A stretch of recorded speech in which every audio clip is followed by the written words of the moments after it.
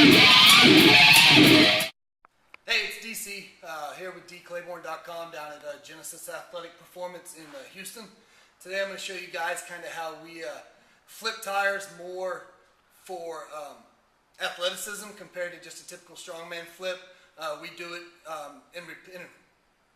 in place of a lot of our Olympic lifts. They're easier to teach. It carries over a little better to the field, I feel, especially for something like our football guys, our linemen. Here at the facility, we have a 550-pound tire, which the way we teach it, basically, if you can deadlift over 225 pounds, you should be able to get this. And then we have a 750-pound tire, which just because the extra bulk and the extra size makes it a little tougher because it doesn't like to flip very well. Because it's so much of a jump, we actually throw a category on the board that talks about the, basically if you flip it once, you get put on the board. Kind of run through, we've had, a lot of our pro guys will come in and flip it. Quite a few people are getting there. I'm going to have to get a bigger tire. A couple of our pro guys, you'll see one of our guys, the Rigel, I think Todd is the smallest guy that's flipped it. He is like 170 pounds on a good day. He plays baseball. It probably took him about a minute and a half to flip it, but that was just more because he wanted to really try it and get it. It wasn't in the workout. So kind of the way we flip it in here is we try to make it as explosive as possible. So the main thing that we want to do is turn it into one powerful movement based off a hip drive. So a lot of the times you'll see, unfortunately, people flipping tires in commercials, workout videos, schools, doesn't matter. What we like to I call it incorrectly just because I like my biceps and I prefer not to have them destroyed. They'll come in and they'll pick it up straight like this and kind of deadlift it up, and then from there they'll curl it and then kind of get underneath it and press it. Basically that's the whole bad way that we don't want it done in here. The way we teach it in here is kind of setting up, treating it like a three-point stance with a full explosive hip drive.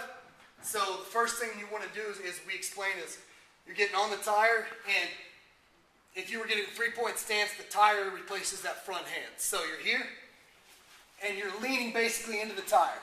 So from here, it's the same as if I'm doing a three-point stance.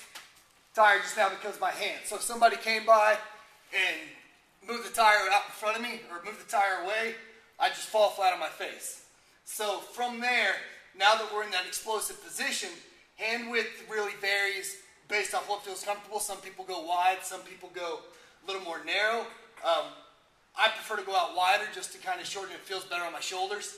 But from this movement, or from this position, from here we want to generate as much force as we can, not up, but since we're flipping the tire, we want to send it that way. So what we tell them to do is with those shoulders at the top of the tire, is from here, we want to jump basically that way, 45 degrees to the top of the tire, and take the tire with us. So the ultimate goal is to flip the tire off the first pop and not have to catch it and press it over. So what that means is we're going to get set here, and that first movement is we drive like this and explode our hips forward.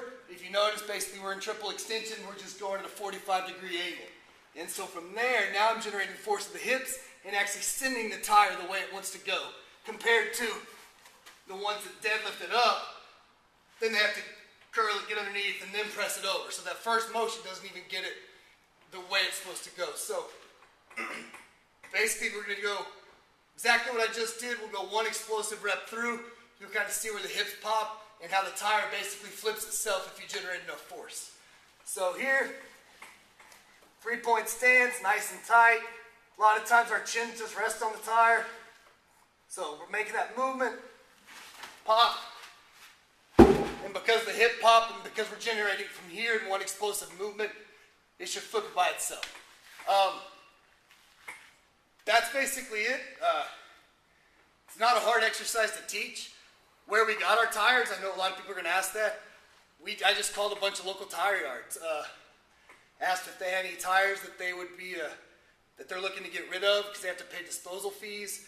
and we kind of drove around and hit up a bunch of them to see who had big tires that would work. Other than that, if you have any other questions, feel free to comment or send me an email, and appreciate you checking it out. DC, later.